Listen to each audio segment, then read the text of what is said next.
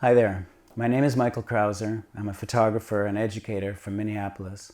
And for years now, I've been teaching a class called Finding Your Voice as a Photographer. I first developed the class for ICP in New York and later taught the class at the Santa Fe Photographic Workshops, the Minneapolis Photo Center. And for some time now, I've been teaching it online to photographers from around the world.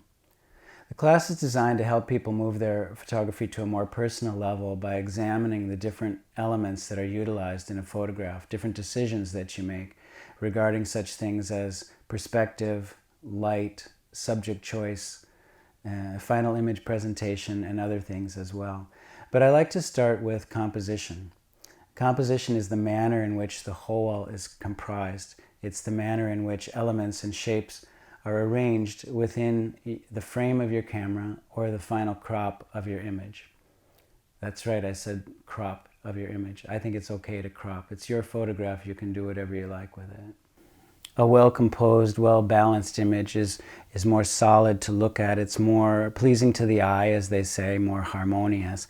And I like to begin with composition because it's something you can take forward with you as you work on other exercises, and something you can take forward with you into the rest of your life as you continue to make photographs, until eventually making a solid composition, a well-composed image becomes second nature.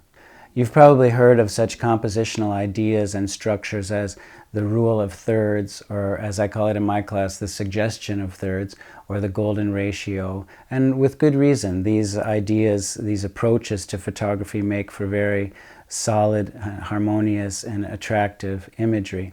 But I'd like to start with something slightly different, two different structures to work on. The first one is called an L composition, and the second one is called a diagonal composition.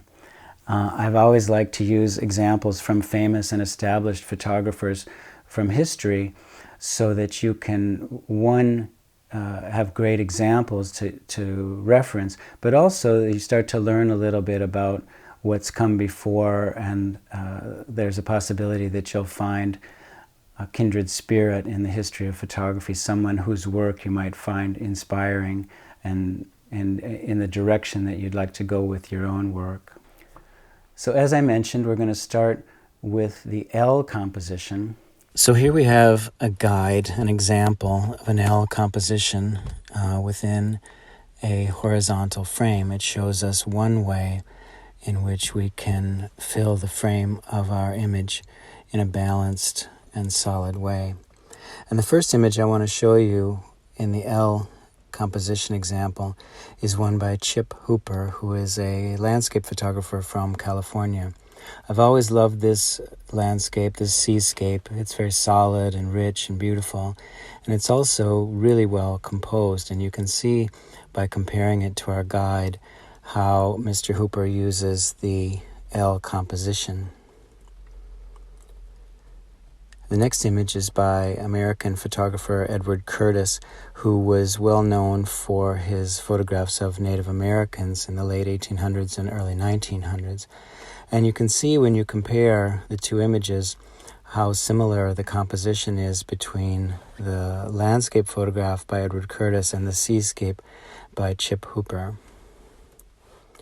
The next photographer is a wonderful urban landscape photographer from Laguna Beach, California, Brad Moore.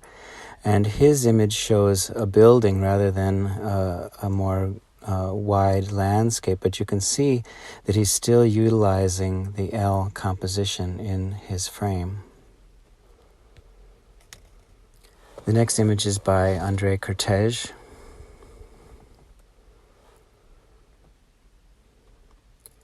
And the next one is by a photographer from Hong Kong named Fan Ho, whose work I really admire. I love his compositions, and I show him a lot in the composition class. The next image is by Edward Weston, and this might be an unexpected inclusion in this L composition, but it shows how many ways you can utilize a compositional structure and the L arrangement. Okay, let's move on to the second compositional structure that we spoke about, that of the diagonal. You can see here is a guide that shows us how we might fill our space with a diagonal line. And back to Fan Ho, this is probably his most famous image, and you can see a very literal use of the diagonal line to help fill the space of his image. And this is a photograph that I made in Tibet. Again, you can see the very literal line splitting the rectangle from the upper right to the lower left.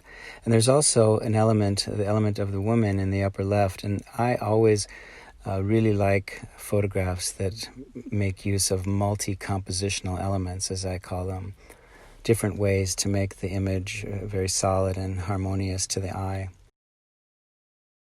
Here we have an example by Mary Ellen Mark, who actually turned her camera to the left to make what was a vertical line into a diagonal line, which not only fills the space in a different way, but it gives the image a very kind of unsettling and ominous effect. This image by Herb Ritz may have had a camera tilt utilized as well. And you can see that there's no real literal line going corner to corner, but it's more the motion of the elements involved, the way that they fill the space from the upper right to the lower left. Here again we can see that you can change the orientation of a frame, and you can have a diagonal in a horizontal frame as well. Here's an image by Jim Brandenburg of a wolf's skull. Next up, there's an image by Mario Giacomelli, Italian photographer, of a group of priests in the snow. And I always like to show these two pictures one after another, because not only do they have the same composition of a diagonal from the upper right to the lower left, but they seem to have a very similar shape as well. The shape of the group of priests is very similar to the shape of the wolf skull.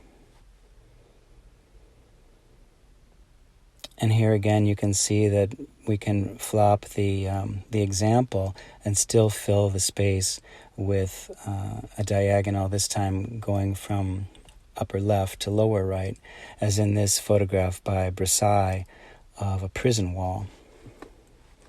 And I tend to find in my own photographs that I tend to make my diagonal compositions from the upper left to the lower right, as in this photograph of a rearing horse and its trainer. And also this image that was from my book Los Toros. Okay, so now that we've looked at some examples of compositional structures, I'd like to invite you to participate in an exercise in composition. And to do so, I'd like you to pick one of the two compositional structures that we looked at today, either the diagonal or the L shape, and make 5 separate images utilizing one of these ideas, 5 very different photographs. For example, if you choose the diagonal, I'd like you to make 5 different photographs of a diagonal arrangement. You could find a diagonal arrangement on your dinner table, and then you could find one in your parking lot, and then you could find a diagonal arrangement of the landscape, etc., etc. The idea is that you're concentrating on the way that you're filling the frame rather than simply concentrating on a subject that you like and snapping away. And if you'd like to email me your results, that would be great. I'd love to hear from you, or tell me about your photography. Or if you'd like more information about my class, Finding Your Voice as a Photographer, please drop me an email. I would love to hear from you. My email address is crouserclass@gmail.com, and my website is michaelcrouser.com. Now, obviously, we're barely scratching the surface on the topic of composition. And composition is just the tip of the iceberg when it comes to finding your own personal approach or voice as a photographer. I hope you'll join me in exploring other ways of making more personal, interesting, and satisfying pictures. I am Michael Crouser. Thanks for joining me today, and good luck with your photography.